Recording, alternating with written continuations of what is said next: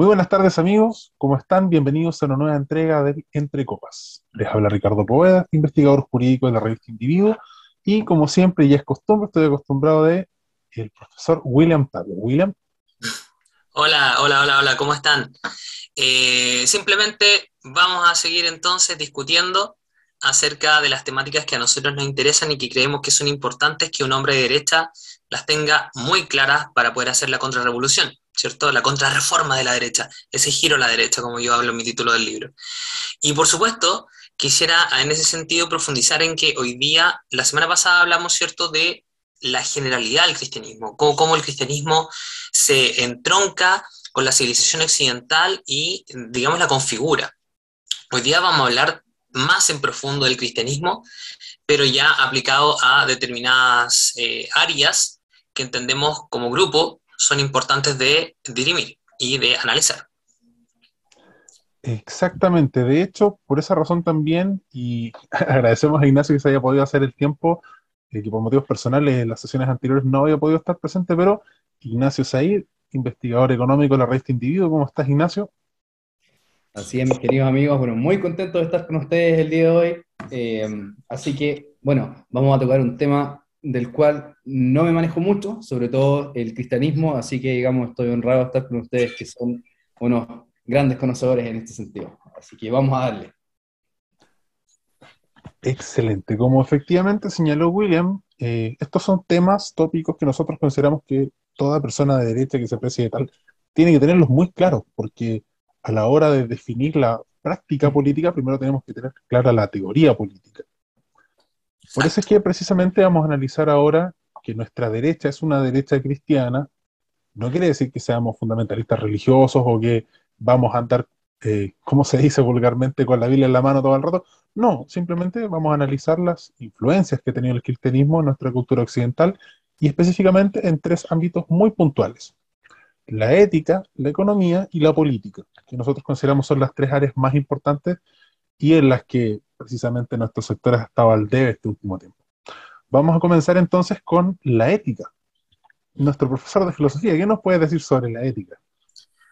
Bueno, primero, obviamente, entender que las tres temáticas que nosotros escogemos tienen relación con la filosofía práctica, ¿cierto? Con la idea de la acción, el análisis de la acción como tal y cómo ésta se valoriza en determinadas dimensiones. Igual sobre el tema de la ética es súper complejo entrar, porque siempre tiene que se relaciona con dos dimensiones muy, muy importantes, con una dimensión individual y dimensión, eh, con una dimensión grupal o social. Y esto es Mm. súper importante entenderlo porque en el fondo, a lo largo de toda la filosofía, se ha tendido a confundir a la ética, digamos, como esta se definía en Grecia según si esta iba con epsilon o con eta, o sea, con letras griegas. Si esta iba, no me acuerdo muy bien de la idea, pero si supuestamente esta iba con epsilon, hacía análisis del carácter y por lo tanto de cómo el buen comportamiento o el cómo tú accionas se corresponde con la forja del carácter propio individual. Y por el otro lado está esta idea de lo grupal. Con ETA se supone que ética se relacionaba con la moral, con los mores maiorum, ¿cierto? Que planteaban el derecho, del derecho romano, cuando este todavía estaba con la idea de la costumbre, y cuando ya, bueno, pasan a hacerse fórmulas de cómo se juzgaba éticamente determinados comportamientos y le dan esa lógica jurídica. Pero estaba esa idea, ¿ya? Tanto una dimensión individual como grupal. Ahora, nunca, o sea, a lo largo de toda la historia de la filosofía, lo normal es encontrar con que hay tres escuelas, por decirlo así. La escuela de la virtud, la escuela del utilitarismo y la escuela kantiana, deontológica. ¿A qué se refiere cada una? La virtud es, por decirlo así, la idea de la valoración de determinada acción que se entiende virtuosa, independiente de si ésta tiene consecuencias beneficiosas o no. ¿Ya? Esa es la que más se relaciona con la idea del carácter. Y luego ya lo que es el utilitarismo y la deontología, ¿cierto? La cuestión kantiana, más va por el aceptar determinados principios que se entienden válidos para el accionar o si nos fijamos más en consideraciones de consecuencias. ¿ya? En el sentido de qué beneficio no me reporta determinada acción. Más allá de todo eso, normalmente se entiende que la ética es súper compleja, que en el fondo no es una cuestión de meros principios o meras cuestiones de consecuencia. Y eso se ve muy, muy, muy reflejado en lo que es la ética cristiana, en lo que yo al menos entiendo como la ética cristiana. ¿Por qué? ¿Y por qué uno dice la ética cristiana es súper importante en la forja de lo que nosotros como civilización occidental entendemos como ética? ¿Por qué? Porque es intuitiva. La ética cristiana, si bien obviamente se sostiene en el derecho natural o en las leyes naturales, ¿cierto? Aquellas que provienen de Dios, proviene de una cuestión muy intuitiva y lógica, que Kant terminó por simplemente secularizar, pero que es una cuestión intuitiva que todo el mundo pareciera que comprende, como diría Borges, de manera intuitiva, y que es la regla de oro. Lo que ya sabemos, ¿cierto? No actúes de manera no actúes de manera que te pueda afectar a ti, ¿cierto? Lo que no quieres que a ti te afecte, ¿cierto? No actúes de manera que la otra persona, que tú no te quieras ver afectado de la misma manera. Y esa regla de oro que sale en toda la Biblia, ¿cierto? Yo la cité la otra vez en un texto de Andrés Bello, me parece que, claro, el gran problema que se generó a raíz de la secularización es haber sostenido esa regla de oro supuestamente en una cuestión racional. La modernidad y lo que es la posmodernidad la modernidad es racionalizar la ética, siendo intuitiva esta, y la posmodernidad es perder cualquier regla posible.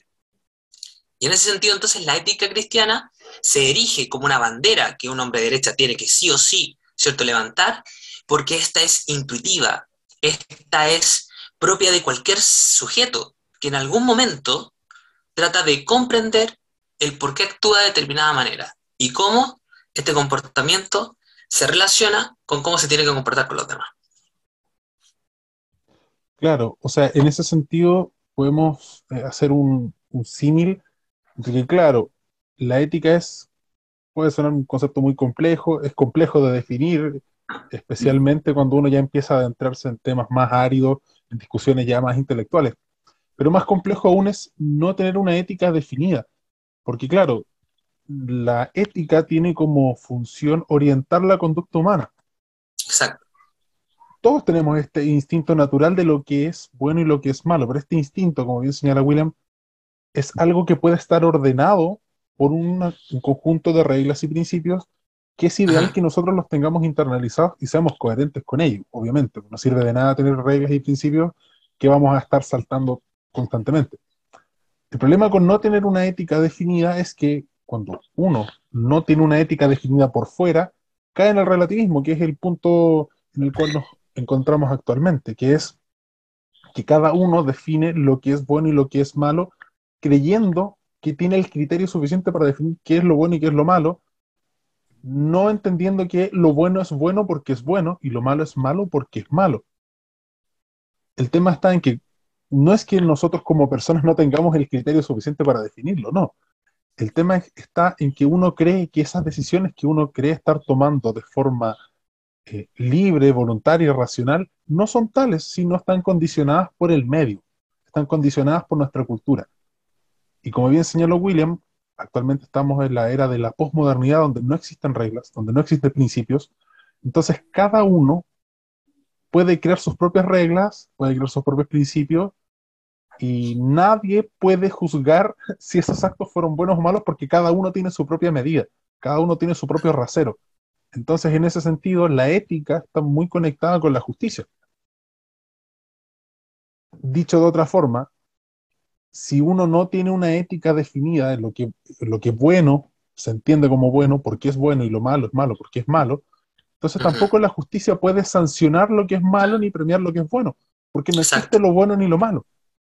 Y de hecho, lo podemos ver en que hay muchas conductas en que históricamente se ha señalado que son conductas nocivas, conductas malas, pero que por relativismo nos damos cuenta que este dejar ser, este dejar pasar, que es la regla de nuestra cultura actual, que no tiene nada que ver con el laissez-faire de la economía, son Del asuntos oficio, ¿verdad? completamente distintos. Mm. Podemos ver que esta situación de anomia en la que alguien puede destruir el metro y no recibir ninguna consecuencia. Alguien puede lanzar piedras y bombas molotov a carabineros y ser recibidos triunfalmente en la Convención Constitucional. Eso es una muestra de lo que ocurre cuando dejamos que una sociedad viva sin reglas, pero obviamente esta sociedad no se compone de una especie de sustancia etérea, ni tampoco es un ente que tenga vida propia, no, esta sociedad está compuesta por individuos que cada uno de ellos contribuye con su propia ética. Claro. Hasta hace unos años atrás, unos 50, 100 años atrás, la cultura dominante era esencialmente cristiana, entonces no existía el riesgo de que uno como sujeto no tuviera una ética personal porque la cultura propia era una cultura cristiana. Entonces, uno podía, entre comillas, descansar en que la ley estaba de acuerdo con la ética cristiana, que es la ética occidental, digámoslo, y que es la que ha hecho que seamos lo que somos. Entonces, una vez que se suprime ese componente que ya había sido racionalizado, como bien señalaba William, que no es que el Estado sea un Estado cristiano o sea un Estado confesional, no, es un Estado que asume que tiene un rol en la historia, que tiene una deriva de una tradición cultural muy antigua y que es la que funciona, la que nos ha funcionado. Entonces, en ese sentido, les hago la pregunta tanto a ti, William, como a Ignacio. ¿Esta ética cristiana, ustedes creen que puede tener cabida en este occidente posmoderno en el que no existen reglas o derechamente es algo que tenemos que seguir adelante de forma individual y con eso ir expandiéndolo a las nuevas generaciones? Porque si ustedes me preguntan a mí, yo veo las nuevas generaciones y no sé si el problema son o que los padres no han tenido la virtud suficiente para poder traspasar estos valores y esta ética a sus hijos, o derechamente los mismos padres ya no la tenían y obviamente la influencia cultural es brutal. No sé, William, ¿tú qué piensas al respecto? No, quisiera que Ignacio hablara. Ya, Ignacio, entonces, vamos, Ignacio. Sí, creo que es una muy buena pregunta, querido Ricardo. Hemos conversado de muchas cosas. Yo sé que tú también eres muy crítico, digamos, del ateísmo, sobre todo randiano, pero creo que en todo sentido nosotros podemos rescatar, digamos, algunas ideas o las mejores ideas de distintos autores, desde luego que sí.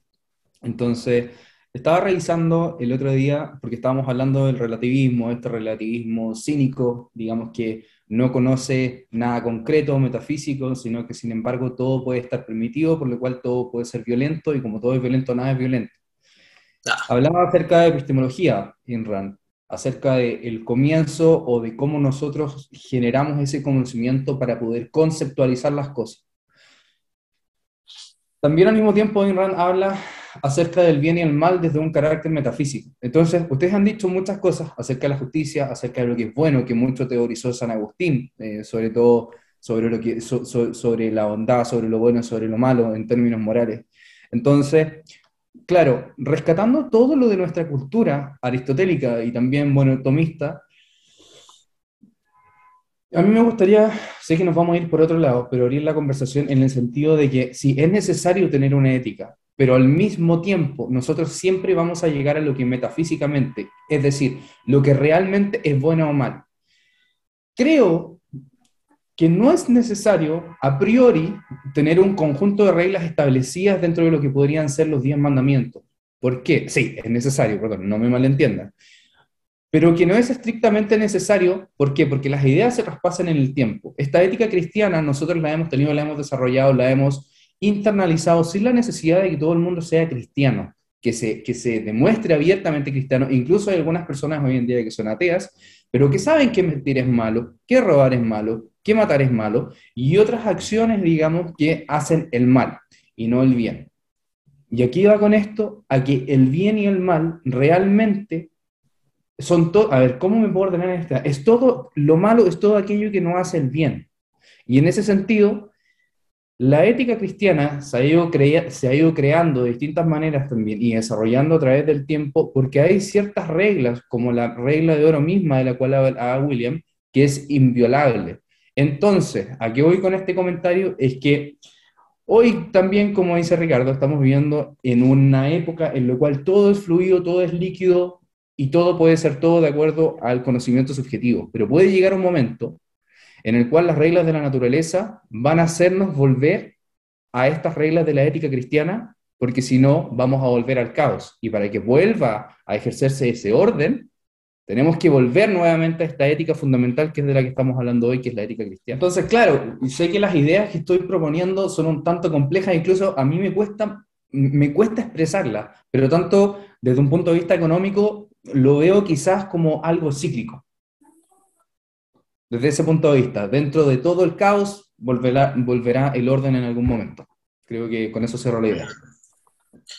Sí, mira, yo creo que, claro, el tema del orden y que se asocia obviamente con la autoridad y se asocia con un canon, ¿cierto? Con la idea de que exista algo así como una lista de cómo uno se tiene que comportar, es algo bien conflictivo en la era posmoderna. Si bien Humberto Eco nos diría que amamos las listas, amamos generar como unas categorías, ¿cierto? Y ordenarnos de alguna manera. Y yo creo que ahí está como el kit del asunto, ¿no? O sea, el cómo se retorna a ese orden. Si bien se daría por, digamos, por una cuestión, digamos, como por una tendencia natural, como dices tú, ¿cierto? Se devuelve hacia un cierto orden, porque las reglas del cristianismo, la regla de oro, o muchos de los mandamientos, ahí ya discutir en el fondo cuál es la ética, si es la del Antiguo Testamento o del Nuevo Testamento, esa ya otra discusión. Sí, Probablemente pero es la Ricardo idea puede general. complementar. Es Claro, la idea general, claro. claro, pero la idea es que, claro, aunque éstas caigan de forma ordenada, de manera intuitiva en el comportamiento de las personas, lo que hay detrás de Kant hacia adelante es la intención, como tú bien dices, en algún momento de construir y reconstruir y deconstruir en esta última etapa, digamos, de nuestra era, una ética para construir otra, por diversas razones. Por ejemplo, cuando uno no entiende por qué Kant, por ejemplo, hace eso, por qué crear, como tú dices, una metafísica que solamente le es posible entender a la gente que usa la razón, ¿cierto? No. Y que en adelante eso sea lo que exista, digamos, y a más tardar después no hay forma de justificarla según los sujetos postmodernos, esta sociedad líquida, y sin embargo se siguen comportando de la misma manera. Quizás eso es lo más interesante a lo que nos lleva, es a discutir qué espacio le queda al cristianismo, más allá de simplemente un reconocimiento, que es lo que estamos haciendo nosotros, un reconocimiento de que sus reglas son las que finalmente se instalan de manera natural, intuitiva, ¿cierto? Casi inconsciente en algunos momentos, como diría Carl Jung, en el comportamiento del ser humano. Eso es bien interesante, y yo creo que sí es necesario, o sea, que si es necesario entender estas reglas de manera intuitiva, creo que es necesario darle las gracias o reconocer al cristianismo lo otorgado, y sin embargo se me abre la duda de qué espacio tiene el relato religioso o cristiano dentro del orbe público como lo estamos discutiendo hoy día. Sí, a ver, Dale nomás, dale todo, nomás. sí. Yo veo después. Es una muy buena pregunta porque ¿qué tanto espacio? Entonces yo creo, y digo, que no se malinterprete lo que voy a decir, pero es como todo buen producto, tiene el espacio de qué tan atractivo este se venda. Entonces, claro, podrían existir distintas formas de entregar justamente el mensaje, la historia del cristianismo, y bueno, aquí Ricardo conoce mucho más que yo, pero justamente existen distintos dogmas, distintas formas de creerlo, distintas formas de enseñarlo. Entonces creo que esa es una buena reflexión. No sé, Ricardo, ¿qué opinas al respecto? Sí, de hecho, ese es un punto que siempre se señala en la filosofía yo naturalista de John Finnis. John Finnis es un autor de Oxford, de los más grandes tomistas del último siglo, y él precisamente señala que él propone una teoría del derecho natural, obviamente basada en toda la tradición cristiana occidental, pero él dice, mi teoría de derecho natural, es decir, que existe un derecho ligado estrictamente a la ética, porque la principal, como el principal punto del naturalismo es señalar que no existe una separación clara entre el derecho, la justicia y la ética, ¿ya? Y eso es precisamente parte de lo que señalaba William, este intento de racionalizar la ética, racionalizar la justicia de forma tal que se separan uno de la otra.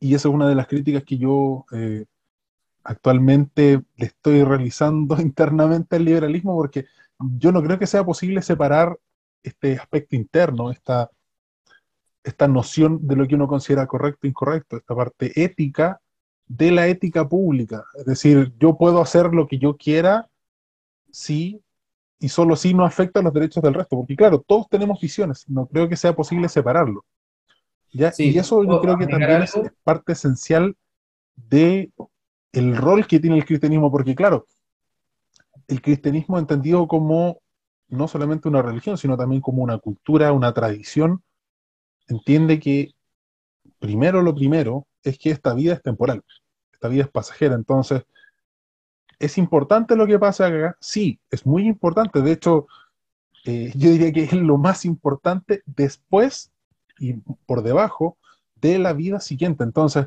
no todo vale en esta vida porque las cuentas se pagan después. Eso yo creo yo que es el principal rol del cristianismo, más allá de que, claro, estas reglas puedan ser analizadas racionalmente. De hecho, el mismo John Finney señala que este derecho natural, este derecho que es este descubrimiento que realiza el ser humano de forma intuitiva, de lo que es bueno y lo que es malo, en todo tiempo y en todo lugar, desde que vivíamos en las cavernas hasta las civilizaciones más avanzadas, ya sea en las culturas orientales, hasta las culturas occidentales, pero especialmente en la cultura occidental, son las mismas. Entonces, ¿cuál es el punto diferenciador del cristianismo y por qué es el cristianismo nuestra religión dominante hasta ahora y no otras? Es precisamente este sentido de trascendencia, que no existe en el budismo, por ejemplo, que no existe en el hinduismo, más allá de esta idea del retorno al nirvana y todas estas ideas un poco más impersonales, ¿ya? No sé qué Sí. querías decir, Ignacio. Bueno, me quería tomar de lo primero que comentaste, acerca justamente de esta sociedad fluida o esta separación, digamos, de la ética con la ley. Bueno, Frédéric Bastiat en La Ley, uno de sus mejores ensayos justamente concluye que dice, la ley no solamente por el hecho de ser ley quiere decir que es moral. Por otro lado, también hay otras personas que, no recuerdo quién lo dice, pero dice que hay que obedecer la ley, pero al mismo tiempo no hay que obedecer toda la ley, La diciendo que injusta. tienes que ser un idiota. Eso es lo mismo, duro, puro duro. Entonces, claro, acá William podría complementar, pero tú hablas, necesitamos en este sentido una ley natural, necesitamos una ley que nos rija en conjunto éticamente, internalizarla, entenderla, quererla, para poder mantener un cierto orden social en las interrelaciones humanas. ¿Por qué? Porque nadie puede ser tan arrogante e inteligente para poder generar esta especie de superhombre nichano, que pueda generar su propio código ético personal e individual. ¿Por qué? Porque si es que todos nos regimos en base a un código ético distinto, aterrizándolo, por supuesto, es caos, nuevamente, porque Es no que sabemos qué es lo precisamente que está eso, bien, no sabemos qué es lo que está mal. Ese es el punto. precisamente eso, porque Sí. cuando uno señala que existe el bien y existe el mal antes de la propia existencia del ser humano, del yo, Ujú. ya descartando totalmente, valga la redundancia, el tema cartesiano, ¿cachai? De que esta realidad radical que eres tú y a partir de ahí tú vas descubriendo el universo. No, esto es entender que el bien y el mal existen antes de ti y van a seguir existiendo después de ti.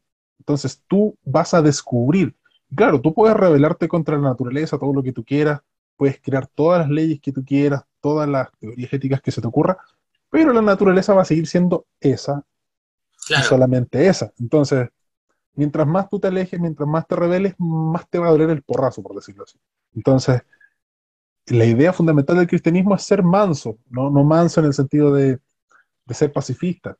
No se refiere a eso, se refiere a ser no olvidemos las dócil, cosas malas. claro, aceptar que existen estas normas, que no las vas a crear tú, porque no es tu rol crear normas, sino simplemente tienes dos opciones. O las aceptas de buena manera, y con eso vamos a tener sociedades pacíficas, como la que hemos Ajá. tenido en Occidente, o rebelarte y podemos ver las consecuencias de eso, el caos que se genera en las culturas musulmanas, en las culturas africanas. De hecho, en África llevan conflictos que antes se hacían con flechas hace 1000 años, 1500 años, hoy se dan con AK-47 y son las mismas tribus, con los mismos motivos y siguen peleando exactamente igual, solamente cambian los medios. Entonces, Hay un, ese hay punto un, en particular creo yo que es el quid del cristianismo, entender que estas reglas existen y uno tiene dos opciones, o las acepta o las rechaza. Obviamente, esta idea de racionalizarlo y solamente abstraerlo, separarlo del componente religioso, claro, para la mm, mayoría de la gente que no es cristiana es algo razonable, pero por lo menos para mí, que yo soy cristiano, me parece que es un despropósito, porque no vas a entender por qué esas normas son las normas, por qué lo bueno es bueno y por qué lo malo es malo, si no entiendes que todo esto está ordenado de una determinada forma. Porque tú puedes aceptar estas normas, descubrirlas, leerlas, hacer un proceso racional, de la forma en que tú quieras, pero va a llegar un momento en que vas a darte cuenta en que todo tiene que tener un sentido.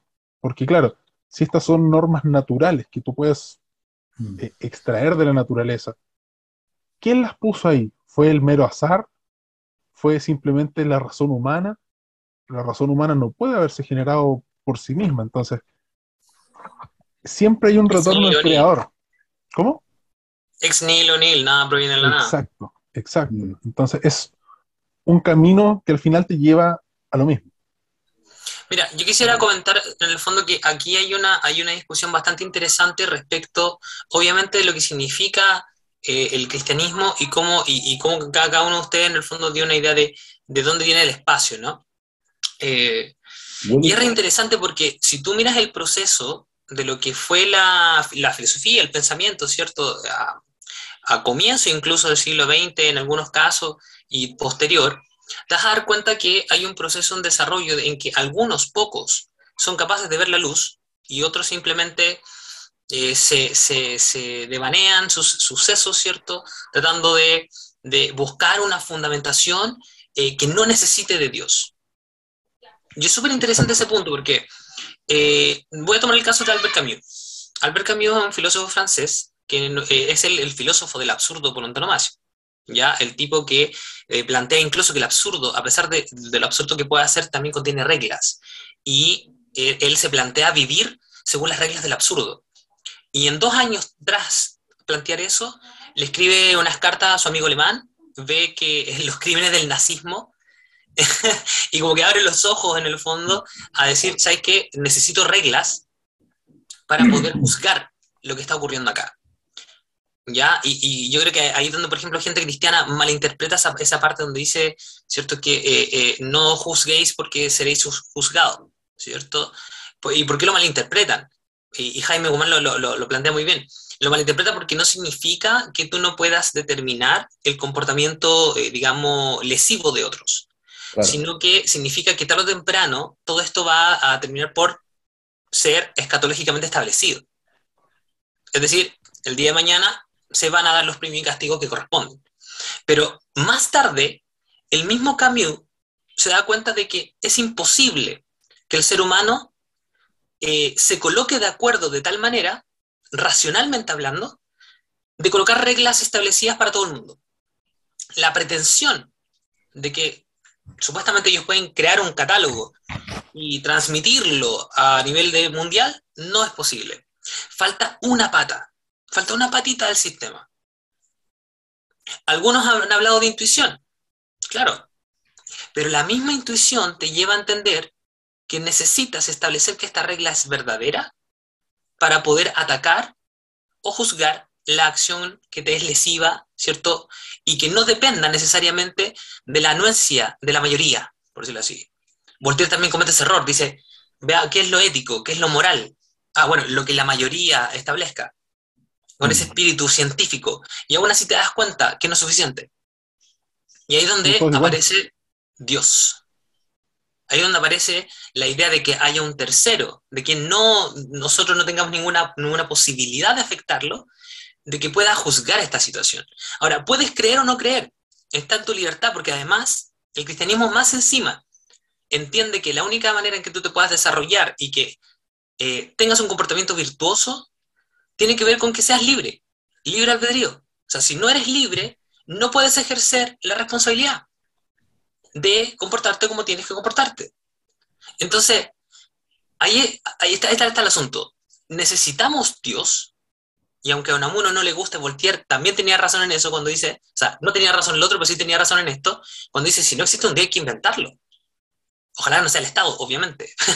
Ese es un O punto muy necesitas importante. creer, Ese es necesitas un creer punto muy en importante. algo. Porque si no tienes un canon claro de cómo comportarte, es el caos. Bien lo dice Jordan Peterson, hay que introducir orden en el caos. De acuerdo.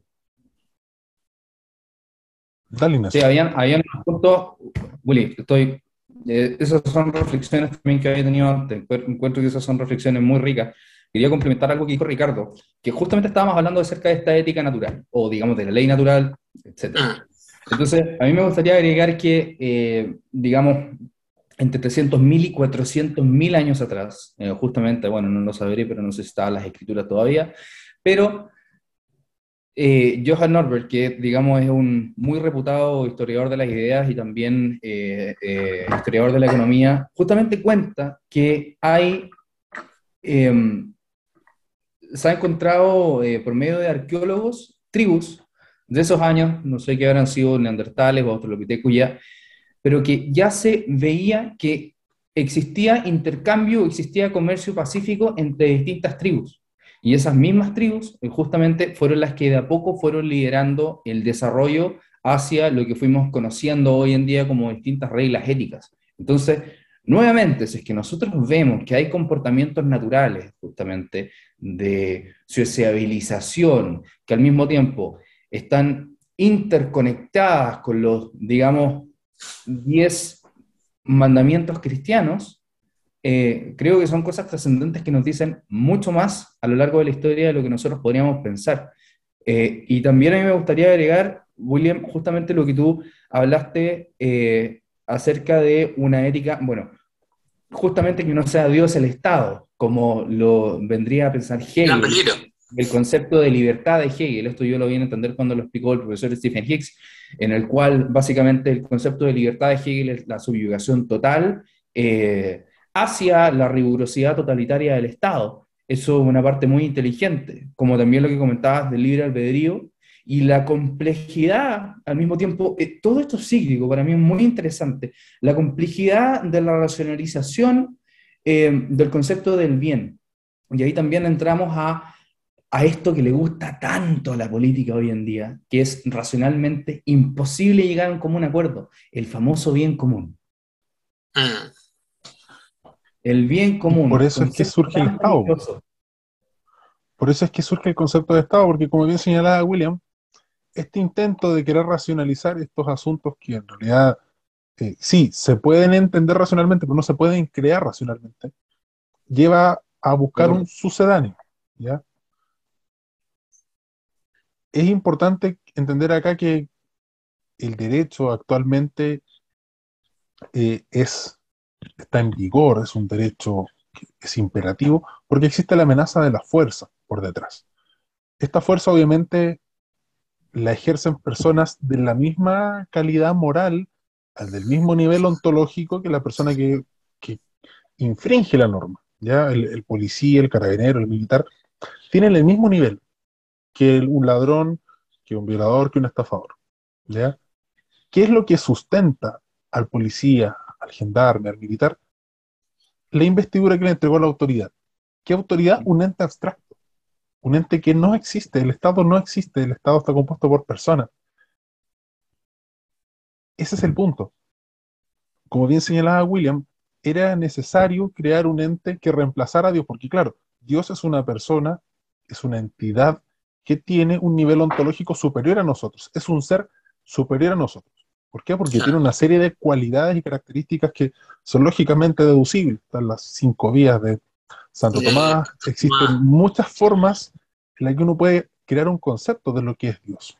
Naturalmente, de forma lógica, ¿ya? Independiente de la fe, que obviamente la fe te ordena, porque la fe que te entrega un elemento que viene por fuera, que es la revelación divina, que a ti te va entregando luces que tú no podrías alcanzar de forma racional. Esa es la diferencia. Entonces, ¿por qué es importante el rol del Estado acá? Porque el Estado es un impostor, es un sucedáneo. Busca asumir, y de hecho el mismo Marx señalaba que en el fondo el Estado acá tiene un rol muy importante en ordenar y generar una nueva sociedad, una nueva moral. Porque Marx la tenía muy clara, Marx tenía Claro, muy claro que el cristianismo era el principal enemigo. enemigo, era la piedra en el zapato, en su teoría. Y no solamente en su teoría, sino porque lo que él buscaba era crear una nueva sociedad con nuevos hombres, un hombre nuevo. ¿Cuántas veces hemos escuchado eso? Vamos a crear un nuevo Chile. Es lo mismo, es exactamente lo mismo. La idea que está detrás de crear un nuevo Chile es precisamente crear nuevos hombres que van a crear una nueva sociedad. ¿Es Sí, posible? Claro, lo pueden intentar. ¿Va a funcionar? Obviamente que no. Obviamente no. O sea, ya lo estamos viendo. sí, Pero el intento está, la intención está, y como bien señalaba Ignacio, esto es un ciclo para ellos. Esto puede durar 5 años, puede durar 10 años, 100 años. Ellos lo van a seguir intentando, lo van a seguir intentando. Nunca lo van a lograr. Y claro, puede que para alguien que no sea creyente, este ciclo puede ser eterno. De hecho, hay una teoría, no es una teoría, sino una visión de las 4 etapas y que actualmente estaríamos en la etapa del declive, en la Kali Yuga, esta teoría que es bastante interesante, pero que en el La fondo decadencia de señala, Occidente es Spengler. sí, exactamente, la esa me decadencia, estamos en no un la he periodo de estudiado todavía. decadencia. El tema está en que este periodo de decadencia, como entendemos nosotros los cristianos, puede ser la última. Nunca se sabe cuándo va a ser la última. William señaló el tema de los análisis escatológicos. Siempre está el riesgo latente de que puede ser el último día, puede ser el punto final y se baja el telón. Muchos creen que eso iba a ocurrir en la Primera Guerra Mundial, otros creen que iba a ocurrir en la Segunda Guerra Mundial, otros creemos que está por ocurrir, no se sabe cuándo, no se sabe dónde, pero va a ocurrir. Entonces, ese miedo también es un elemento que el cristianismo entrega y que otras religiones no entregan, porque la misma palabra, nuestro Señor Jesucristo dice que me esperen, aunque sea en vela, como el siervo espera a su dueño, porque puede llegar en cualquier momento. O sea, este punto de no entender que sí puede pasar, pero más adelante es un problema de las futuras generaciones. No, estos son problemas que tenemos que resolver nosotros porque esto se puede acabar mañana. Es un miedo constante, es algo muy similar a la amenaza nuclear en la época de la Guerra Fría. Esto puede acabarse mañana. Y no es una campaña del terror o una cultura del miedo, no. Es simplemente entender que nosotros como humanos tenemos una capacidad limitada. Y si vemos que todo esto va a la decadencia, nosotros tenemos que luchar contra la corriente, ir contra la corriente, pero entender que nosotros tenemos posibilidades limitadas. Y llega un punto en el que nosotros proponemos, pero Dios dispone. Así dice el dicho, y es muy sabio. Ignacio, ¿quieres decir algo? Sí, no, sí, sí y no. Ya, Obvio, dale. obvio, yo reflexionaba con lo que tú decías acerca de esta posibilidad de que todo se acabe mañana. Bueno, claro, para uno, o dentro de la temible capacidad de destrucción que hoy en día existe de acuerdo a la tecnología, era la reflexión de que, claro, el ser humano tiene una tremenda capacidad de hacer el bien, pero al mismo tiempo una tremenda capacidad de hacer el mal. Yo sé que me voy a desviar un poco en el tema, pero al mismo tiempo quiero volver a Karl Marx en ese sentido. No crean que voy a hacer una defensa de este caballero, pero al mismo tiempo creo Impresentable. que hay que contextualizar, pero creo que él tenía un punto acerca de la crítica, justamente la crítica a los representantes, digamos, del cristianismo, o en este caso, los judíos de la época, de cómo estos también se habían corrompido y al mismo tiempo cómo estos, digamos, utilizaban las mismas leyes de Dios a su propia conveniencia, digamos, en este caso, el análisis del juego de suma cero. Entonces, bueno, yo no voy a entrar en su teoría económica porque es paupérrima, es pésima desde sus fundamentos, eso lo conversaremos otro día, Pero acaban dos cosas. Voy a volver a Nietzsche, y esto le gusta mucho a Willy. Por un lado, el concepto del Dios ha muerto, bien entendido. Cómo así la modernidad de a poco va matando la espiritualidad, cómo de a poco va matando justamente esta tradición y esta ética cristiana, y al mismo tiempo esta arrogancia del superhombre de generar esta nueva ética Justo.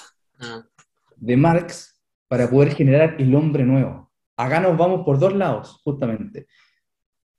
La decadencia de la historia cíclica de matar estos principios éticos y por otro lado la arrogancia del hombre para poder generar nuevos principios éticos o que él crea que puede, que terminan al mismo tiempo en los peores genocidios del siglo XX, siendo esto todos los intentos comunistas y al mismo tiempo la Alemania nazi. Que dicho sea de paso, bueno, ahí Hitler dice que se inspira mucho en Nietzsche con el tema del superhombre, etcétera, pero, viejo, es como lo que yo escuchaba, mando un saludo a René Naranjo, que él leía mucho a Nietzsche, es como lo que le pasó a Hitler en este caso. O no lo leyó o lo entendieron muy mal. No, claro, o sea, acá hay una cuestión, y aquí se conecta mucho con la política. Están haciendo la conexión hace mucho rato, como que apunta nomás. En el fondo es como decir, sí. O sea, aquí hay una cuestión muy interesante sobre cómo se interpreta esa frase sobre que Dios ha muerto. Mm. Hay muchos que dicen que la referencia es más bien abstracta. O sea, sabemos que obviamente Nietzsche habló del anticristo y dijo, ¿no?, que el gran problema del cristianismo es estar pendiente en el fondo de la vida trascendente y no de la vida que está acá. Y algunos dicen que, claro, cuando él dice que Dios ha muerto, en realidad se habla de que se ha muerto cualquier fundamento posible, absoluto. Esa es como la interpretación. Otros dicen, no, es claramente contra el Dios cristiano. Pero, y otros, como yo, de repente lo interpretamos como un aullido, como por decirlo así, Nietzsche está arrebatado porque se da cuenta de que no tiene cómo, ¿cierto? No, Dios ya no es el gran fundamento de todo. Y por lo mismo entonces se atreve, quizás no con mucho éxito, a plantear esta idea del superhombre, de que nosotros como tal, si logramos superar la culpa y más bien queremos llevar a cabo nuestra voluntad de poder, ¿cierto? Que podemos construir una ética distinta, la ética de un hombre de verdad, de una moral de señores. Claro. Pero yo tiendo a pensar que, claro, ese poder es imposible. O sea, al menos si cuando lo queremos hacer, buscamos un diseño global. Y es donde entramos en la política. A mí me parece que no hay posibilidades de generar un diseño tal, la casa de todos, ¿cierto? el diseño tal para que todo ser humano, incluso aquel futuro que va a llegar, las nuevas generaciones, se acomoden de manera exacta a ese diseño. ¿Y por qué? Porque mataste al fundamento. Mataste el fundamento, no seguiste internalizando ese fundamento, no traspasaste desde el punto de vista de la ética hacia la política, que no tiene por qué ser supuestamente totalitaria, por si acaso. O sea, el hecho de creer que hay algo bueno no significa que tú tengas la facilidad de obligar al otro a creer en lo que es bueno. Se supone que intuitivamente el tipo debería darse cuenta. Sin embargo, claro, no justifica en ningún caso un diseño tal que pueda obligar al otro. Y es donde el cristianismo es muy inteligente. Porque claro, como yo les decía, instala la idea del libre albedrío. Y eso se traduce finalmente en un diseño que permite, justificadamente desde el punto de vista cristiano, más bien la acción de la sociedad civil, dejando fuera o solamente como un vigilante al Estado, ¿cierto?, quitándole su condición de ídolo, pero con una idea de que los grupos intermedios interactúen, de que la sociedad civil se haga cargo, de que el individuo tiene un espacio de privacidad frente a ese posible absolutismo por parte del Estado. Y aquí yo quisiera hablar mucho de las tarrias.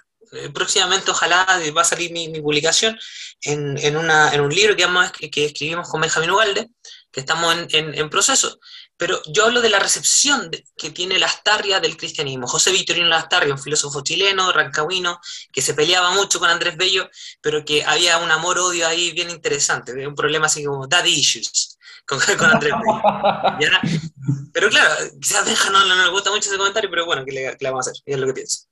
Lastarria tiene esa concepción de que el cristianismo te otorga una regla tan básica y tan genial para dividir, en el fondo, lo que la política puede hacer frente al individuo. Y es que él dice, bueno, ¿qué es lo que dijo Jesús? Dijo, dad al César lo que es del César y a Dios lo que es de Dios.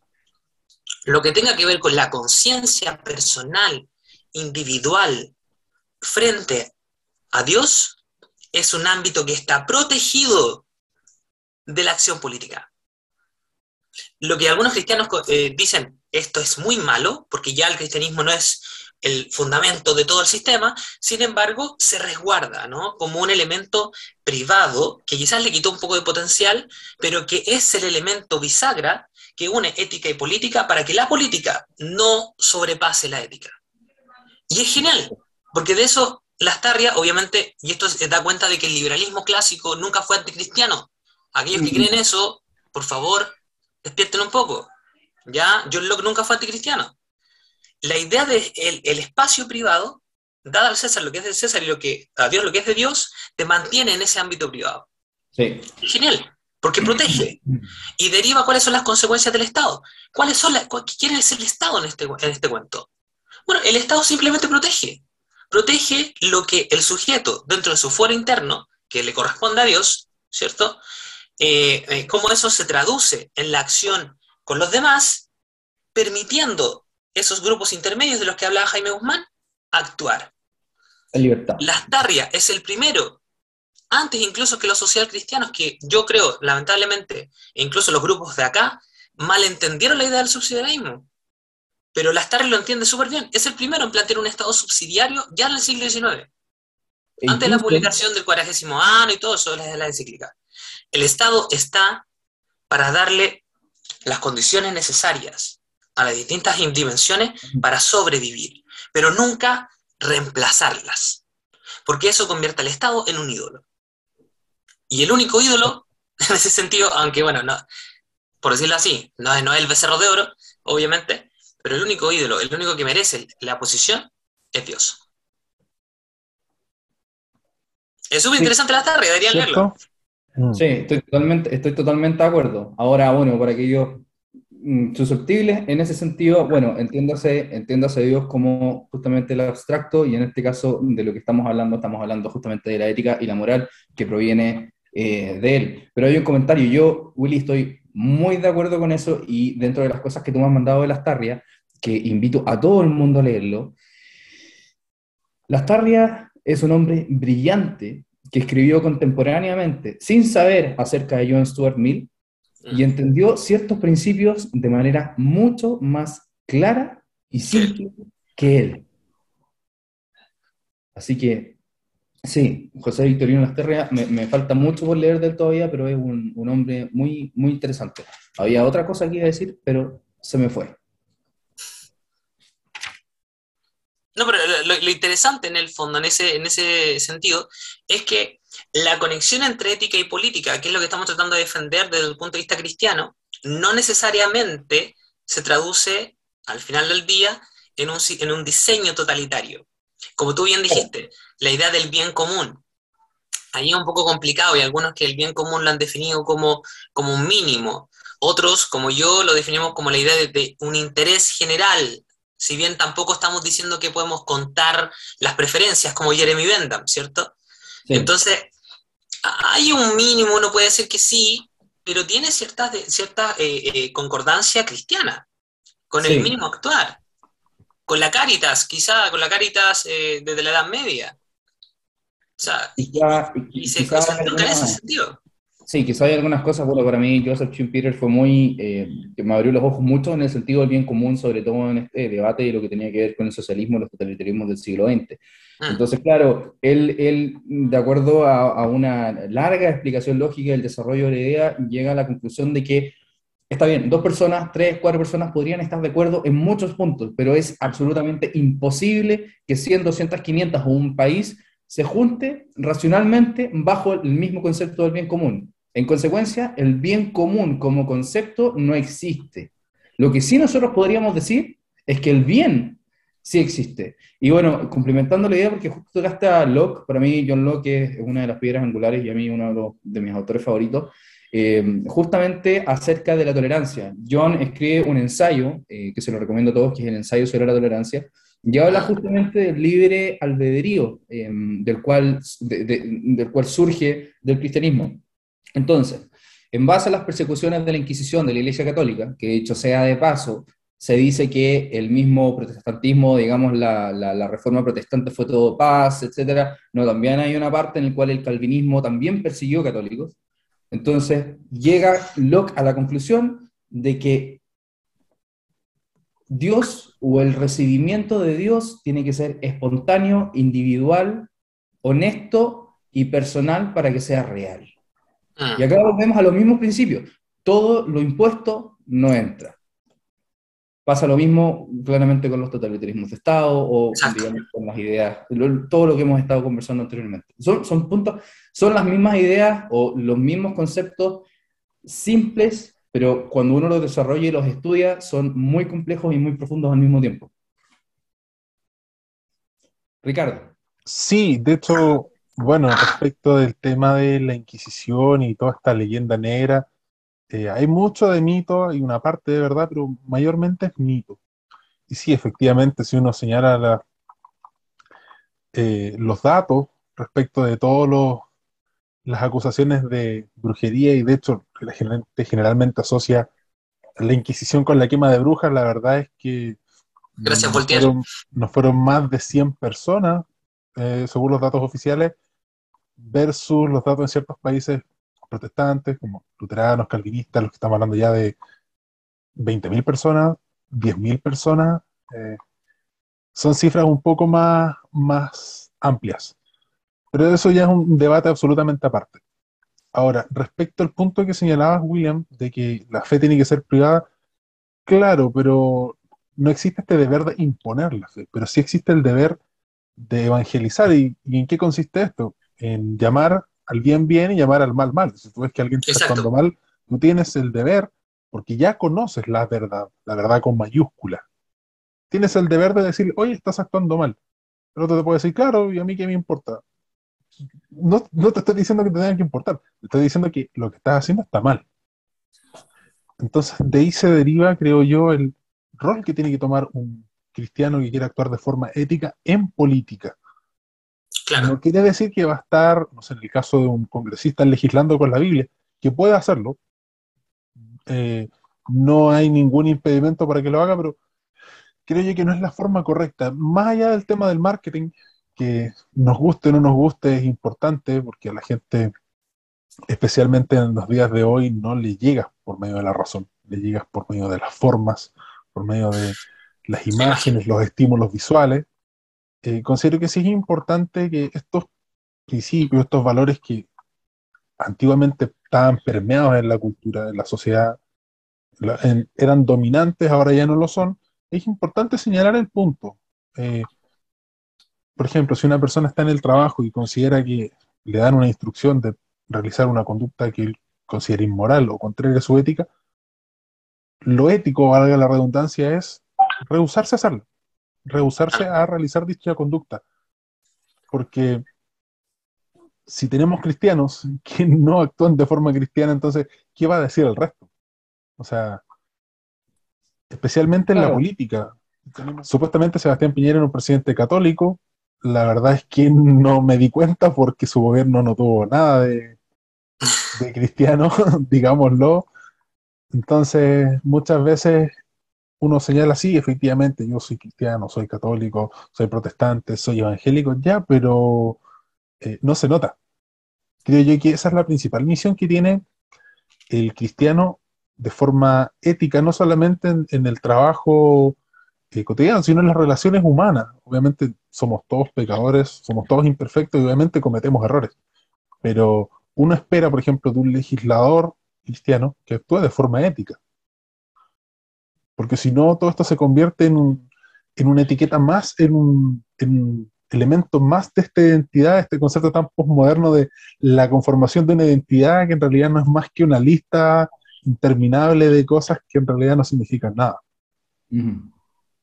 Acá hay una cuestión, o sea, un poco Dale. compleja, ¿no? Como John Rawls también se hacía esa pregunta en el último libro, cuando él, o sea, el último libro, cuando él publica el liberalismo, que es una visión un poco mucho más moderada que la teoría de la justicia, pero aquí como que todos se quedaron leyendo el primer libro, no el segundo. Mm.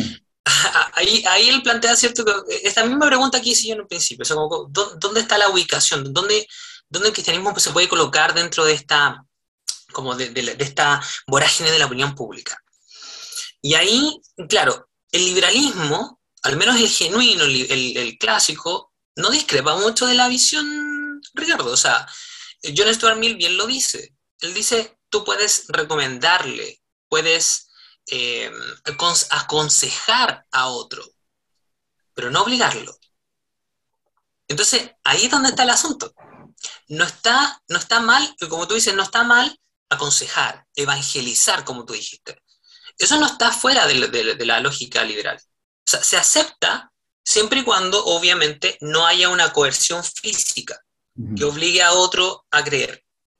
Entonces, ese es el cuento. Ahora, está el político, porque ahí están las consecuencias de la política, como yo decía, de la derivación cristiana, del Estado subsidiario, de la protección del ámbito privado de la persona, no quiere decir en el fondo que el político que crea no pueda emitir su opinión o no pueda gobernar de tal manera de entender que lo está haciendo de manera cristiana, si bien obviamente, de todas maneras, tienen que haber razones, hoy día es el momento de las razones técnicas, ¿cierto?, para justificar determinadas cosas.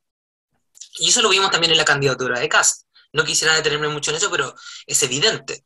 Muchas veces él en programa él decía, bueno, es que yo creo eso porque yo soy cristiano.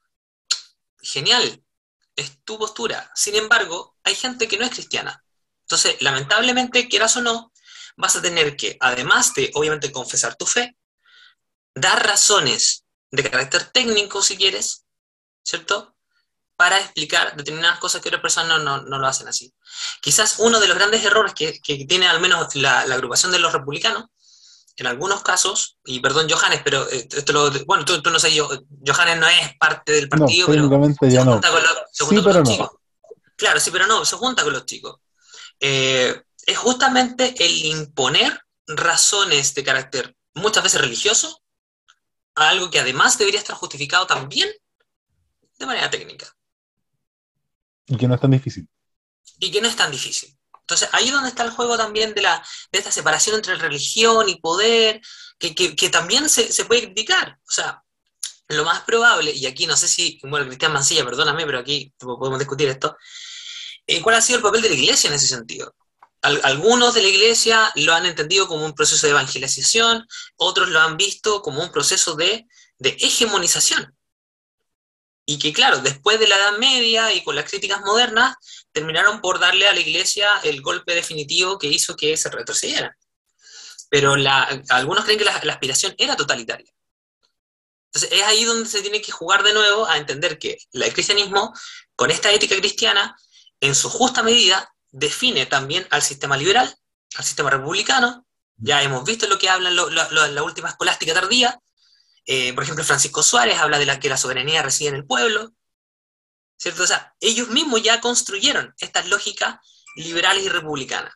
Pero por favor, bien Entenderlo entendido, la soberanía reside en el pueblo, digamos, no como la voz del pueblo abstracto que justamente se levanta en un estado totalitario como lo harían los comunistas. O sea, es bien Exacto. entendido, la libertad. Claro, exacto, la libertad. Entonces ahí es donde yo creo que la política, y aquí entramos de nuevo, si la política se construye con un Estado subsidiario, un Estado que está ausente pero se presenta cuando es necesario, que protege la vida de los sujetos, obviamente esa deriva política termina dándonos la razón en torno a la cuestión económica.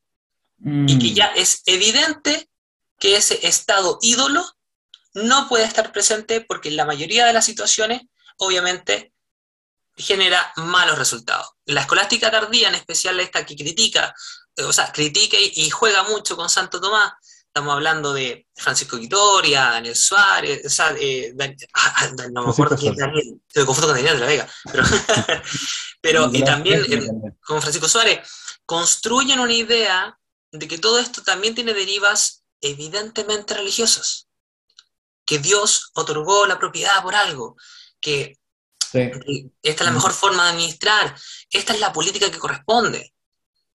Entonces, ahí es donde está nuestro hilo conductor. Deberíamos reconocer el cristianismo desde un punto de vista ético, de cómo éstas derivan situaciones o consecuencias políticas, y cómo obviamente eso termina, por consiguiente, también traduciéndose en cuestiones económicas. Sí. Y aquí, Ignacio. Sí, de hecho, tenemos acá un experto en historia de la economía. Yo sé que no lo va a reconocer, pero es su área, más allá de los números, más allá del cálculo económico, es Ignacio, es el hombre. Acá la economía, nosotros generalmente, y de hecho es ya un tema cultural, de la economía como el análisis de números, la predicción, la política económica, pero hay un área de la economía que diré que es particularmente importante, que es precisamente el hilo conductor, como señalaba William, con la ética y con el cristianismo. Ignacio, para empezar y ya yendo en contexto, ¿qué es la economía para ti? ¿Qué definición le darías a nuestros escuchas de lo que es la economía?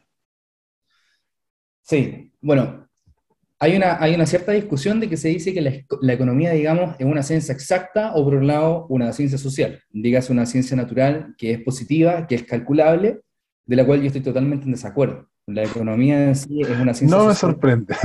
Es una ciencia social que, dicho sea de paso, estudia la acción humana.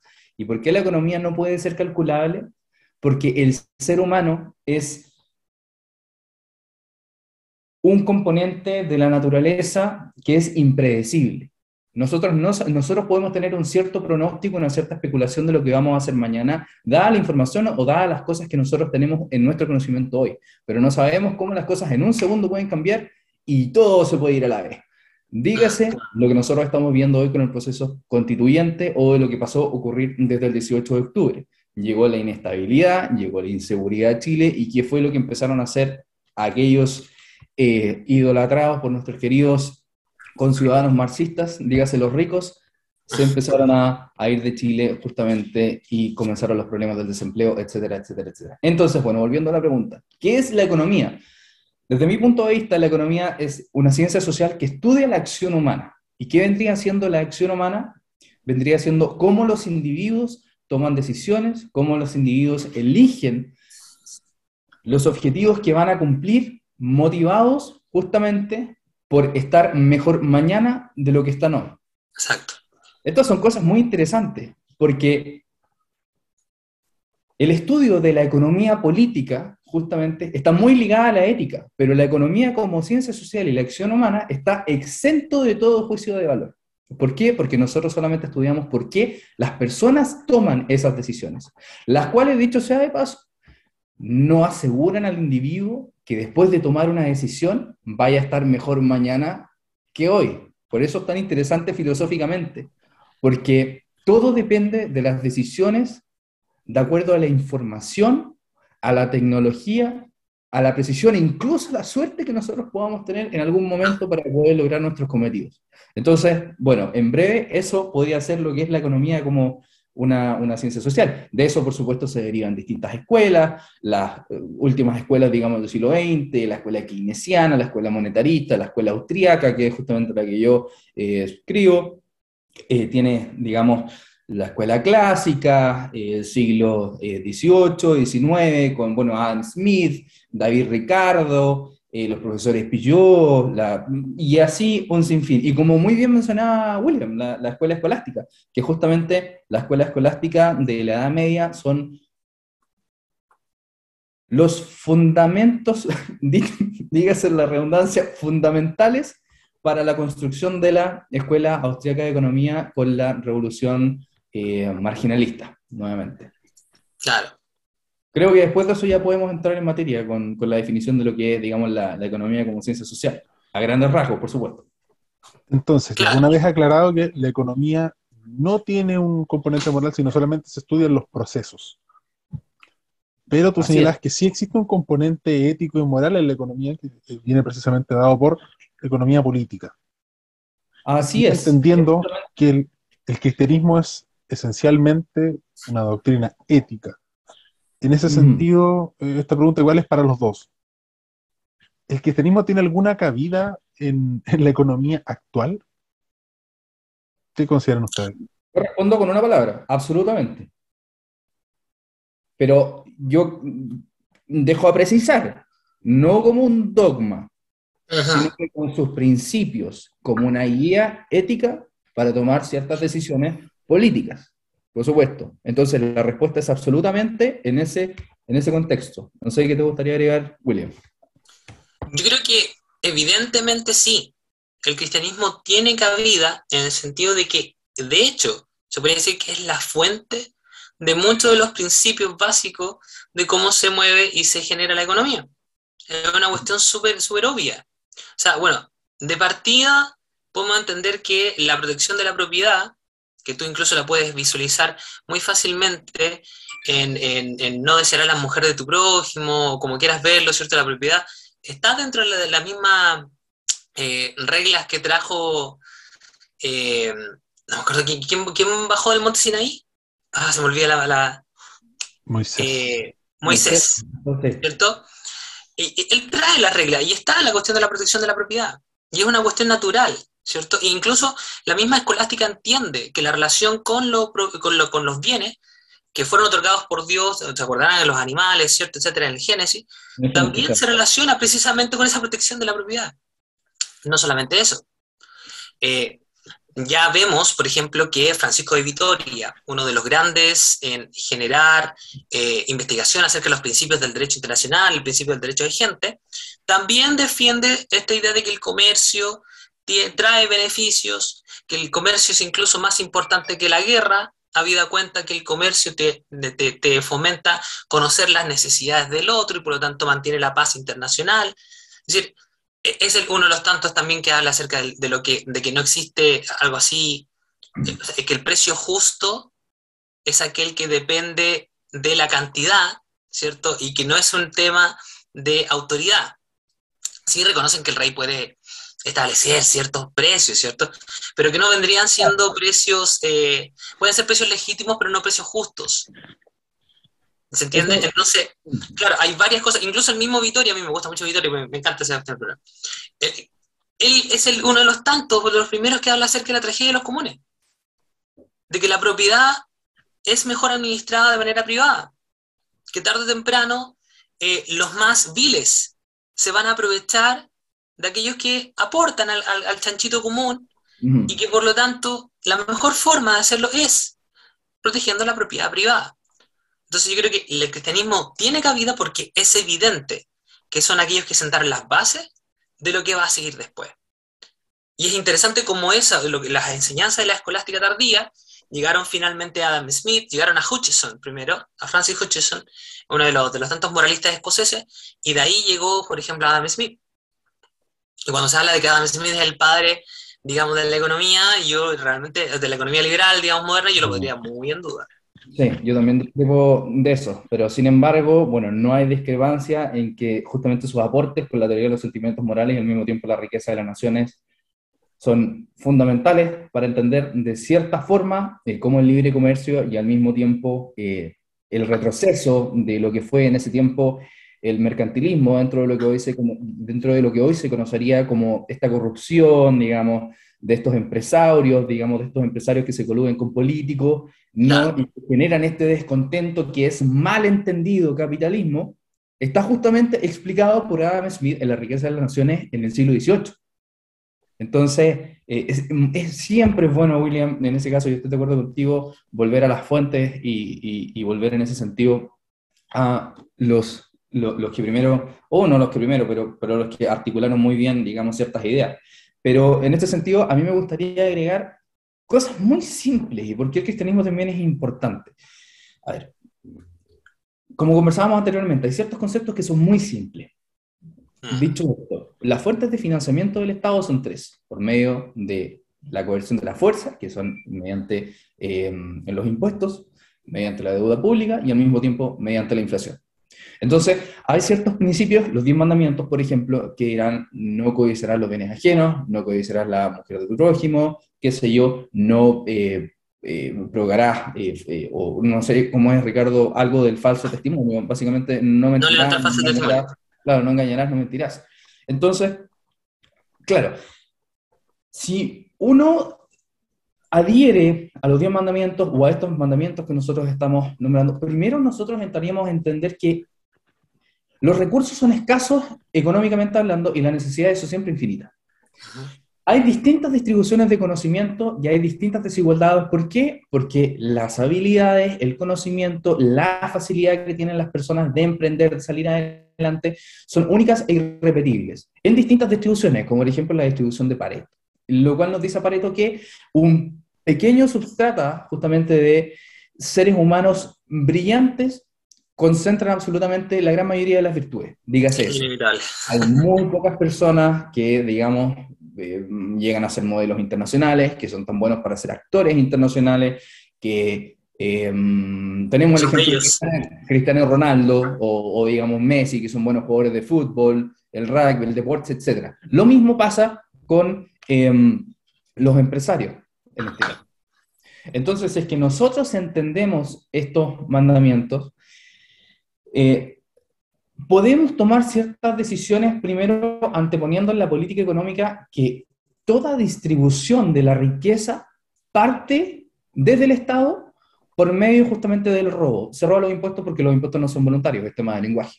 Claro. Esa es una primera derivada. Y la segunda derivada, que justamente los políticos obvían de manera grotesca, es que, ok, si es que nosotros asumimos, digamos, que los recursos son sustraídos por medio de la fuerza, por lo menos seamos eficientes al utilizarlo. Entonces nosotros ahí estamos teniendo ciertas cavidades morales y éticas que podrían guiarnos en la buena toma de decisiones.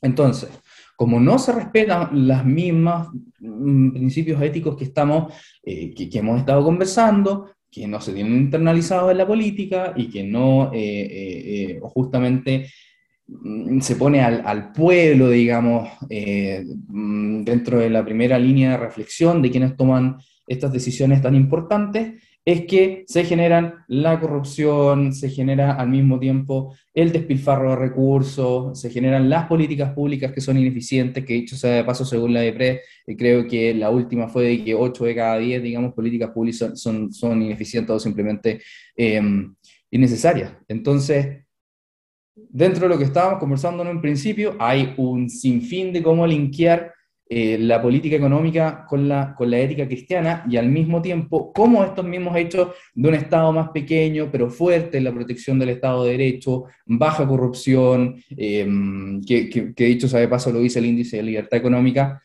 protegen al individuo y al mismo tiempo hay una correlación positiva de los estados que respetan estos principios al mismo tiempo terminan siendo los más exitosos, los más modernos, con mejor calidad de vida y los más prósperos. Entonces, claro, acá nos podemos detener y, por supuesto, revisar cada punto en sí mismo, pero es de fundamental importancia, nuevamente, cómo nosotros utilizamos la ética para tomar decisiones, sobre todo en la política económica.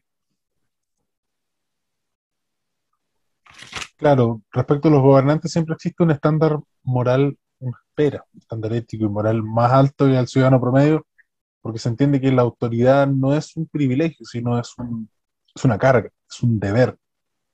Una En ese responsabilidad, sentido, William, sí, como dale. diría el tío Ben, un gran poder conlleva una gran responsabilidad.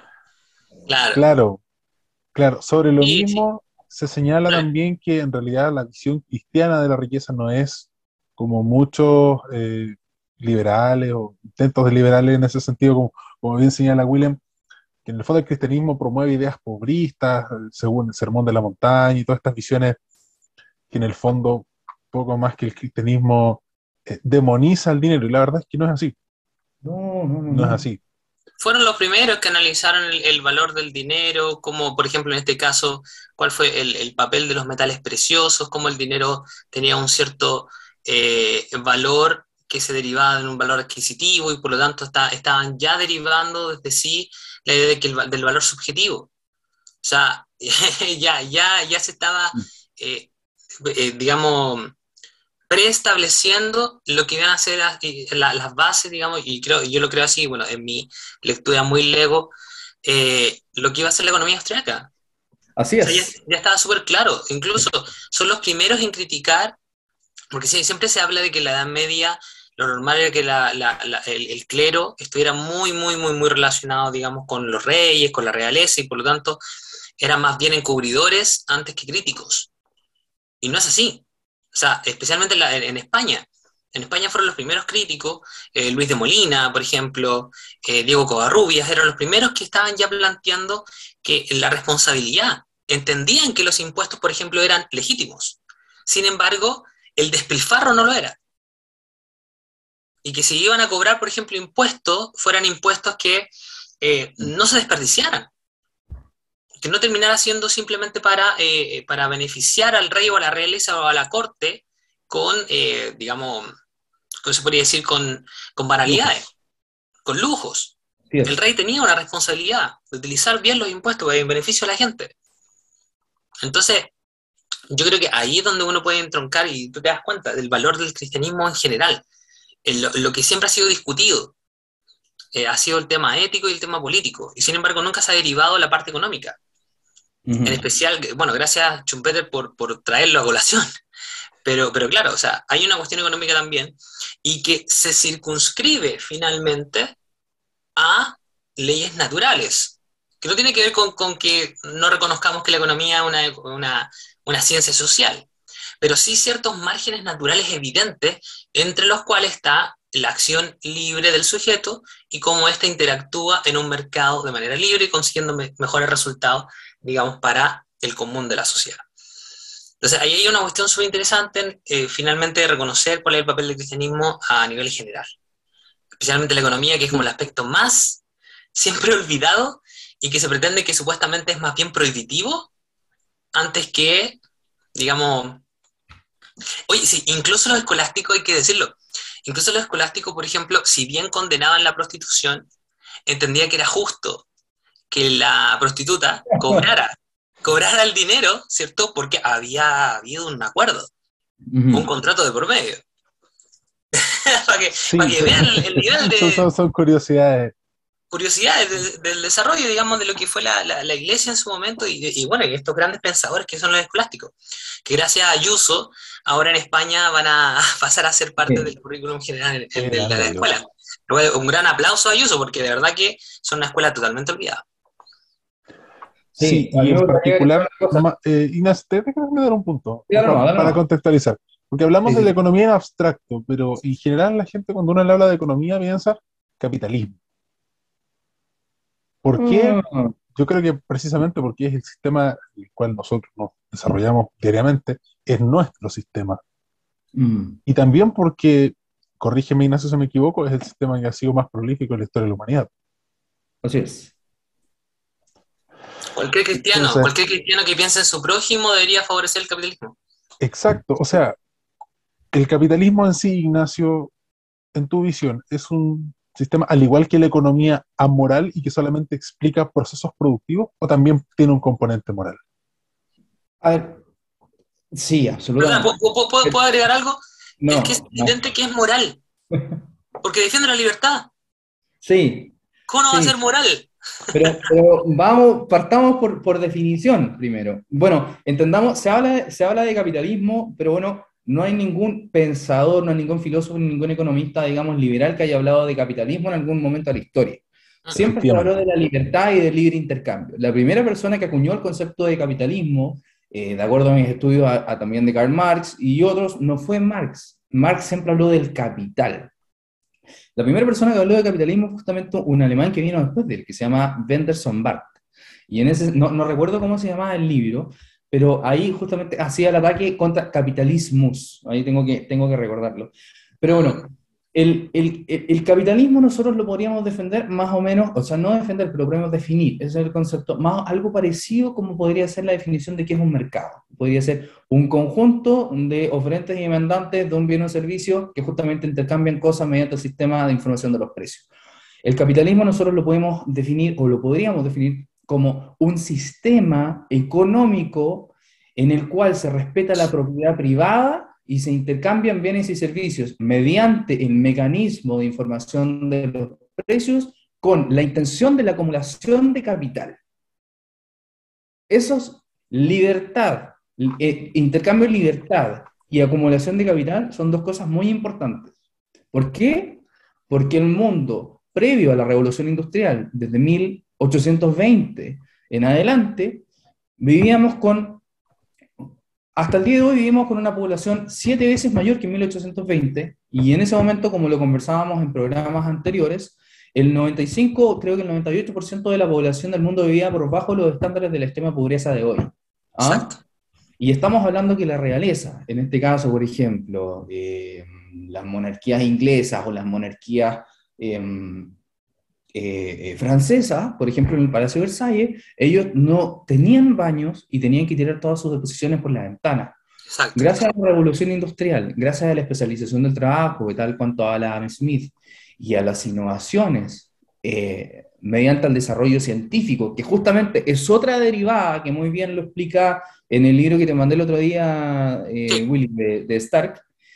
Gracias a la revolución industrial y el desarrollo científico, se ha podido, no hemos, porque bueno, yo no he hecho nada brillante, pero se ha podido hacer a lo largo de la historia un desarrollo científico y de innovación tal que hoy nosotros podemos vivir en el mejor momento de la humanidad, Sí. donde el cual en Chile, por ejemplo, nadie se muere de hambre, nadie se muere a los 20 años, tenemos, digamos, medicamentos al alcance de la gran mayoría de las personas, medicamentos carísimos, por supuesto, existen, pero bueno, eso es una conversación aparte. Pero todo este desarrollo no se lo debemos al capitalismo como un dios, sino que se lo debemos a la estructura económica y social que entrega este sistema mal llamado capitalismo, que realmente significa un sistema de libre emprendimiento donde se respeta la propiedad privada y está, por supuesto, entrelazado nuevamente con principios cristianos que podríamos definir dentro de los 10 mandamientos. Entonces, bueno, para responder a la pregunta, no, el capitalismo es tremendamente moral, es un sistema que obviamente se ve representado en el trabajo duro, en una ética del trabajo, no hay persona que haya salido adelante sin levantarse en la mañana a trabajar, sin respetar, digamos, principios de libre interacción, etcétera, etcétera, etcétera. Entonces, bueno, a todos nuestros amigos de izquierda, esa podría ser una primera definición y que le dejen de tener tanta tirre, porque la verdad deberían estar agradecidos de lo que odian, o de lo que tanto odian en ese sentido. El Yo punto simplemente... central ahí... Dale. Dale. No. Dale, Ricardo. El punto central ahí es la acumulación de riqueza, la acumulación de capital. Así es. Ese podría eventualmente ser un punto conflictivo con el cristianismo en el sentido de que estaría, en cierto modo, asociado con la codicia, con la avaricia de bienes materiales. Este sermón de que es más fácil que pase un elefante por el ojo de una aguja que un rico entre el reino de los cielos. Pero se ha malinterpretado de una forma muy tremenda. ¿Qué se entiende por codicia y avaricia? Porque claro, como bien señalaba Ignacio, acá existe una libertad de empresa que obviamente a ti te permite acumular capital y quizás esta acumulación de capital no sea neutra, evidentemente. Se puede utilizar tanto para el bien como para el mal. Pero entender que el hecho de que una persona acumule capital y ese capital lo ponga a producir, que ese capital genere empleos, que ese capital genere desarrollo humano, lo dota de una moralidad que podría no estar si es que ese capital solamente se utiliza para darle lujos y la vida licenciosa a un empresario, que puede dárselo y es libre de hacerlo. ¿Cómo? Piketty toma nota. Sí, Piketty toma nota inmediatamente. Entonces, ese punto yo considero yo que es relevante de señalar, porque claro, nuestro sistema no se caracteriza por ser un sistema particularmente moral, porque no sé, uno puede analizar a los súper ricos, comillas, comillas, que la verdad que tienen una vida bastante licenciosa, el mismo Elon Musk, Bill Gates, merece temas aparte, George Soros también, que en general la gente tiende a asociar a ellos como símbolos del capitalismo, llámese sistema de libre empresa. pero aún a pesar de todo lo inmorales que sean, a pesar de todo lo perversos que puedan ser, especialmente en el caso de Soros, y creo que su experiencia de vida lo condena, es que esas personas, a pesar de eso, logran tener lo que tienen. No lo tienen gracias a eso. Claro. No Sí, quiere decir que el hecho de satisfacer las necesidades del resto, necesidades entre comillas, también tengo un punto con la definición de qué se entiende por necesidad, pero en ese sentido es más fácil entender, es más fácil de comprender mirando los ejemplos más micro. Porque como bien señalaba Ignacio, siempre hay un componente de suerte, hay una cuestión de azar.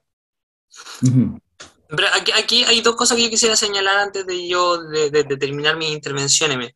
La primera es que recuerden que yo decía que la ética es bien compleja, que en el fondo no es meramente una cuestión de virtudes o simplemente casarte con las consecuencias o casarte con el mundo de las reglas, ¿cierto? Kantianas, no. O sea, es bien complejo, a pesar de que, claro, quizás la vida licenciosa de algunos éticamente de todas maneras tenga alguna consecuencia cristianamente valorable desde el punto de vista de los beneficios que genera el resto.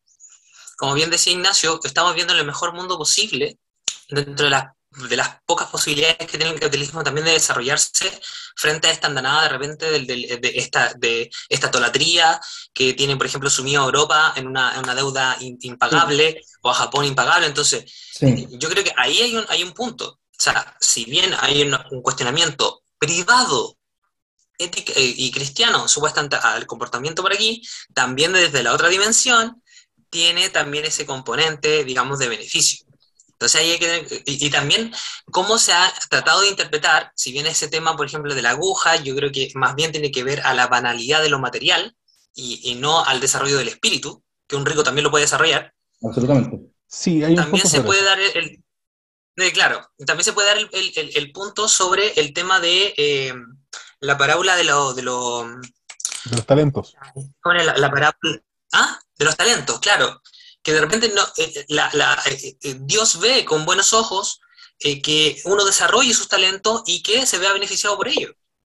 Entonces, ahí hay una deriva, una crítica que es bien interesante y que yo creo que, como tú bien dices, ha sido muy mal interpretado esa cuestión el tema de la aguja, de la aguja y el camello. Creo que ha sido muy mal interpretado, porque Sí, obviamente tiene que ver más bien con una cuestión de espíritu antes que una cuestión material.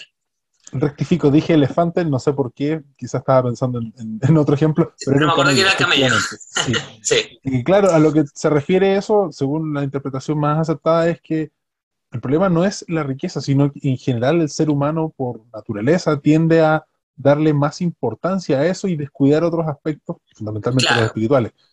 Ajá. Pero una persona pobre también puede desviarse del aspecto espiritual, también puede descuidarlo por asuntos menos trascendentes. Entonces yo tiendo a pensar que en el fondo la riqueza no es como algunos protestantes señalan que es una bendición, no, es una Ah, claro, la visión responsabilidad. calvinista, claro.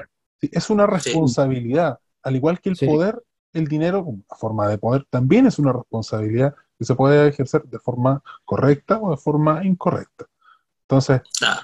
no todas las personas están aptas para ello, efectivamente, y por eso la mayoría de las grandes herencias, si es que no se capitalizan, si es que no se realiza un esfuerzo, un trabajo duro, se pierden en 2, 3 generaciones. Hay muchos estudios que Exacto. señalan que los grandes o hasta ricos de hace alguna. 3 generaciones, la mayoría ya no existen. Sí. Mm, Ese es un tema, bueno, ese Dale. es un tema muy interesante porque hay una especie de resentimiento, una especie de envidia de aquellos que justamente heredan muchos claro. bienes. O justamente esta carrera que es desigual, que hay algunas personas que nacen, digamos, con ciertos privilegios, por así decirlo. Personas que deben sentirse avergonzadas con la sociedad o de alguna manera sentir alguna culpabilidad.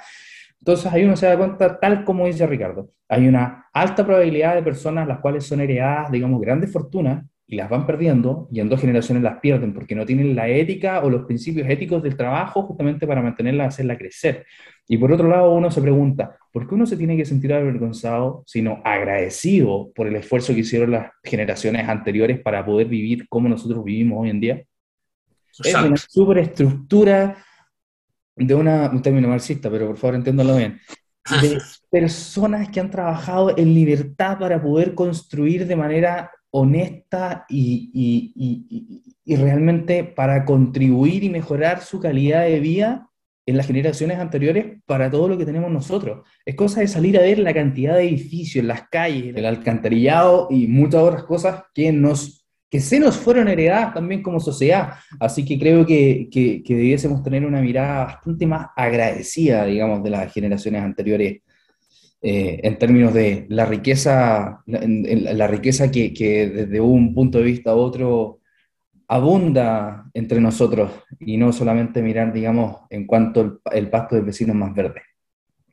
Claro, agradecer y no darlo por sentado, porque Así se es. puede perder y obviamente uno tiene que poner de su parte. O sea, uno tiene un deber que es poner la parte que le toca a uno, y obviamente ya si la voluntad divina dice que las cosas son de otra forma, bueno, serán de otra forma, pero uno puso todas sus fuerzas, todas sus energías para hacer las cosas de una misma manera coherente con lo que uno cree. Nada más acorde con una vida cristiana. Exacto. Bueno, yo quisiera despedirme, simplemente agradecer a aquellos que nos hayan escuchado. Estoy medio apurado en este momento. Simplemente, bueno, siempre terminar con lo mismo. Hoy día estuve tomando vino El Diablo, una versión, digamos, de Cabernet No, Sauvignon. no es muy De- cristiano tomar un vino diablo, pero ya, está bien. bueno, pero no, pero entonces, bueno, todos sabemos que es una leyenda, digamos, lo que pasó ahí en la, digamos, con este vino de carne, ¿ya? Pero bueno, simplemente siempre recomendar mi libro. Yo sé que a ustedes ya le deben haber recomendado muchas veces, parezco como Villegas, que siempre Villegas recomienda al tiro su libro en un primer momento. También hacer una segunda recomendación, yo creo que de repente hay que leer justamente a estos tipos que pecan de ser muy modernos.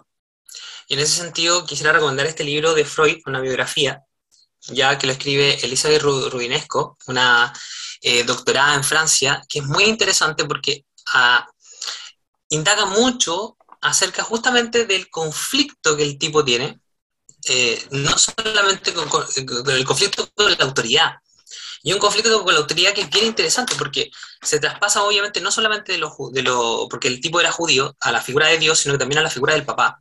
Y cómo esa figura del papá también trasciende tarde o temprano en que Freud le teme tanto a la autoridad que a pesar de que entiende que las reglas, que el super yo se tiene que aplicar sí o sí, ¿cierto? Y que la religión fue muy importante en apuntalar esa regla, de todas maneras él cree que los sujetos son capaces de superar el conflicto entre lo inconsciente y lo consciente.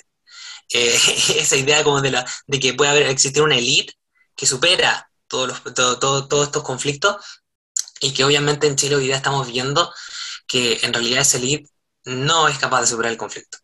O sea, que claramente los chascarros que sufre Boris, los chascarros que se sufren de repente, digamos, sus personeros, son claro ejemplo de que a veces lo inconsciente, quizás el deseo más desnudo, ¿cierto? Siempre va a superar de alguna u otra manera a las reglas del super yo. Mm. Mi estimado Eso. Ignacio, Ah, palabras al cierre. sí, bueno, me había quedado pegado escuchando a William, por supuesto. Bueno, darle las gracias a todos ustedes, a los que nos han escuchado hasta el final. Desde luego, el tema de hoy estuvo pesadísimo. Hay ciertas cosas que a mí me faltan mucho estudiar, ciertas cosas que no entiendo, así que me apoyo mucho en mis queridos Ricardo y William. Así que esperamos haber sido un aporte para ustedes el día de hoy. Y bueno, yo personalmente quería darle las gracias a mi querido amigo José Alberto León, que me regaló este libro, bueno, del cual fue parte, que se llama Después del socialismo, libertad, en el cual él nos cuenta un poco acerca de la historia de todo lo que se vivió en Venezuela. Así que le quiero mandar un fuerte abrazo en el programa. Muchas gracias, William. Muchas gracias, Ignacio, por su participación. Fue un programa particularmente largo, así que también me sumo a los agradecimientos y a todos aquellos que nos hayan escuchado hasta el final, que les haya sido un aporte. La semana pasada no pudimos grabar por motivos personales, así que este capítulo tenía que venir recargado con todo, cosa de venir a ponernos al día con lo que teníamos que hacer. Así que por mi parte, agradecerles nuevamente a ustedes, muchachos, agradecerles a nuestra audiencia, Nacional Libertario y a la revista Individuo por el espacio que nos han dado. Y hay que basarse, hay que decirlo, hay que votar rechazo, es lo más importante. Ah, Obviamente, después del plebiscito vienen pegas muy importantes, viene una tremenda lucha cultural, una guerra cultural, batalla cultural, llámenlo como quieran, no es relevante. Lo Ahí somos. relevante verdaderamente acá es precisamente que con acciones diarias, cotidianas, día a día, en el metro, en la micro, en el colectivo, los que somos más del sur, en las reuniones familiares, todos decir lo que uno piensa. Uno de repente en el grupo de trabajo, en el grupo de amigos, uno no está de acuerdo, decirlo. No, no hay nada de malo, no, no se pierde nada. A lo más se van a perder algunos falsos amigos, pero lo verdaderamente Ujú. importante acá es basarse, es decir lo que uno piensa sin tener ningún temor a nada, porque no hay nada más grave, nada peor que personas que en realidad no te aceptan por quien tú realmente eres y por cómo piensas. Así Exacto. que ese es el llamado, hay que basarse nuevamente y que estén muy bien, nos vemos en la próxima. Se cuidan. Chao, chao.